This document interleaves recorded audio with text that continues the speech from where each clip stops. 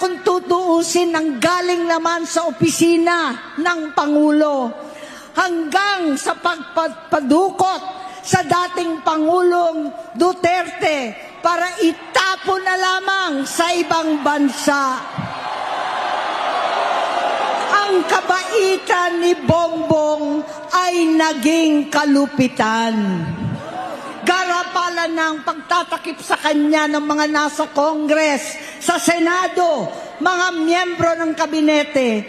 Kitang-kita na ng taong bayan, wala nang puwang ang kahihiyan.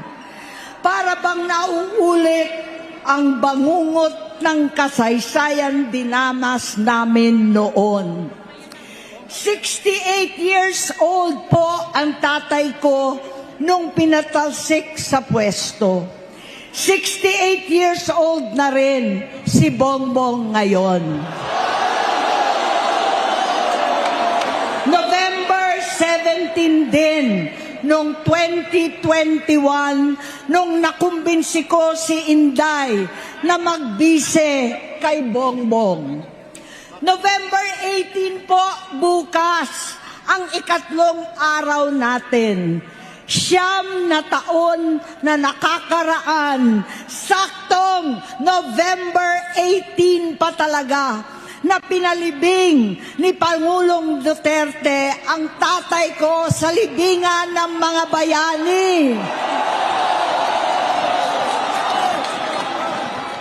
Halo-halo na ang aking nararamdaman, pero alam kong ito ang dulo at hangganan ng aking pagtitiis at pananahimik. Hindi na tayo mananahimik. Dahil na lamang kong pati ang mga anak niya ay nagdodroga na. Kinasusok lamang ko pa ang pag-alok ng mag-inang si Sandro ng droga ang aking mga anak at iba pang mga kamag-anak. Yan ang hindi ko na mapapalampas. Sa loob ng halos 4 na dekada, wala akong ibang pinangarap kundi maipakita sa sambayanan na hindi kami masamang tao. Hindi masama ang pamilya Marcos. Gusto kong ibangon ang dangal ng aking ama. Sa pamamagitan ng nagpagtatrabaho para sa bayan, sinikap kong maging mabuting gobernador, kinatawan, senador. Hindi ako halos nagpapahinga para makapag-iwan sana ng legasiya na kapag sinabing Marcos, nabawi na namin ang tingin sa nakaraan. Ngunit sa kagustuhan kong maging responsableng anak, matupad ang pangako ko sa aking ama, nabigo akong maging mabuting kapatid. Naging mahina ako kay Bongbong. Sa kapulisan at sundalo, sa lahat ng mga leader at tagapagpatupad ng batas, siya ang Pangulo natin ngayon. Sinabi ko kung anong kalagayan niya ngayon. Tulungan niyo akong mapabuti ang kanyang kalagayan. Tulungan niyo akong matulungan siya. Hindi niya ako kalaban. Ang kalaban niya ay ang sarili niya. At nadadamay ang bansa sa laban na yan. Bilang senador at lingkod bayan, batid ko ang mga problema at gaya ng bayan, alam ko rin ano ang solusyon.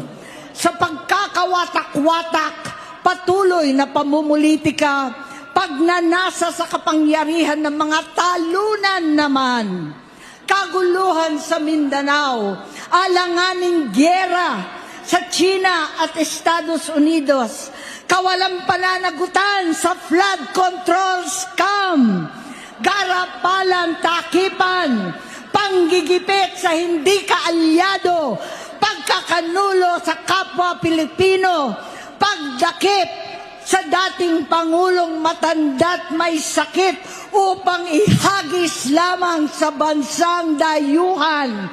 Pagsadsad ng piso, paglaganap ng gutom, paghihingalo ng ekonomiya, at pagsasawalang bahala sa taong bayan. Ang delubyo at kalamidad na nagdudulot ng parusa, ang korupsyon na nauwi sa kawalan ng tiwala at hustisya sa Pilipinas, sa kanyang pamahalaan, lahat ng yan ay masusolusyonan kung ikaw, aking kapatid, magsaayos ng iyong sariling kalusugan.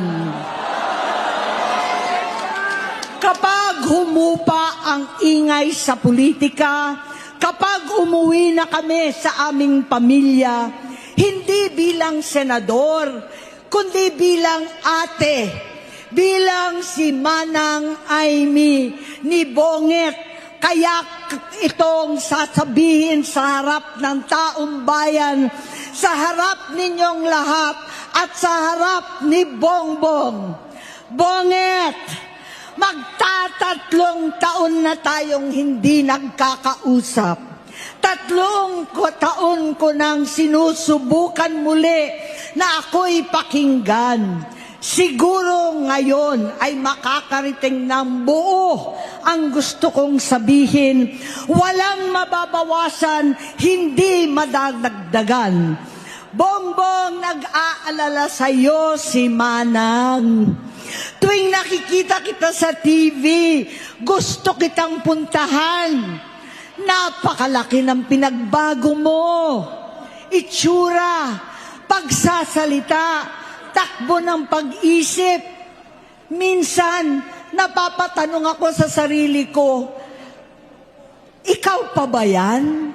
Si Bongbong ba talaga yung nakikita ko? Pero ako, ading ko, ako pa rin ito. Ako pa rin ang ate mo na tumayong ama't ina sa inyo sa ibang bansa. Ang kasama no sa sumubok na sanggain lahat ng sakit para sa iyo. Ang kapatid mo na hindi mo kailangan hingan ng tawad dahil agad ka nang iniintindi at tatanggapin dahil mahal kita. Nasa Bagong Tipan, kay Lucas, Kapitulo 17, versikulo 3 hanggang 4. Kung magkasala ang iyong kapatid, sawayin mo siya. At kung siya'y magsisi, patawarin mo siya.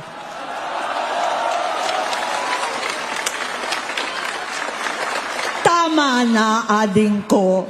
Tapusin mo na ang paghihirap mo at ng bayan. Gaya noong umalis tayo sa palasyo, kaya ko pa rin hawakan ang iyong kamay, huwag kang matakot. Malaki na ang dulot sa iyo ng droga. Sinisisi ko ang sarili ko dahil hindi ako nakinig sa mga sumbong. Hindi ako nakialam. Hindi ako maniwala, pero hindi pa huli ang lahat. Tama na, ading ko, magpahinga na tayo. Umuwi na tayo, magpagamot, magpagaling at nangangako ako, hindi ako malilingat, hindi ako magkukulang. Lahat ng kasama mo ngayon, hindi natin kasama sa pinakamadilim na bahagi ng buhay natin. Kasama mo sila ngayon dahil nasa taas ka pa. Ako at ang ating mga tunay na kapatid dito sa Luneta ang kasama mo kahit magdilim ulit ang lahat. Talikuran mo ang iniisip at ibinubulong nilang ambisyon. Unahin na natin ang kalusugan mo dahil sa adiksyon na bigyan mo ng malubhang karamdaman ang buong bansang Pilipino. Matatanda na tayo, sakitan na si Mami, alagaan na lang natin ang isa't isa. Kaliwat kanan man ang panghuhusga sa akin, malinaw sa aking puso na dapat mauna ang Diyos, ang bayan, pamilya at sarili. Hanggang sa mga oras na ito, Bonget, gusto kong malaman mo na hindi kita sinusukuan. Hindi ko kakayanin kung mapapahamak ka. Kaya hinihingi ko na tayo'y umuwi na, mamahinga alang sa iyong kalusugan. Kaya kung mabigo at mawala sa iyo ang posisyon, pero hindi ko kayang mawala ka sa amin. Ayusin mo ang sarili mo. Magpagamot, alisin ang droga sa iyong sistema. Wala akong ibang gusto kundi gumaling ka, malampasan natin ito muli. Dahil wala akong ibang hinahangad bilang ate, kundi maging masaya ka, maging ligtas sa panganib, malusog, matagumpay sa buhay. Itama ang mali, labanan ang adiksyon, at ako hindi kailanman aalis sa iyong tabi. Susuporta at hindi titigil manalangin kasama ninyo dito sa Luneta at sa buong mundo. Dahil iyon naman ang tungkulin at ibig sabihin ng salitang kapatid, kapatid, mabuhay kayong magkakapatid. Maraming salamat po.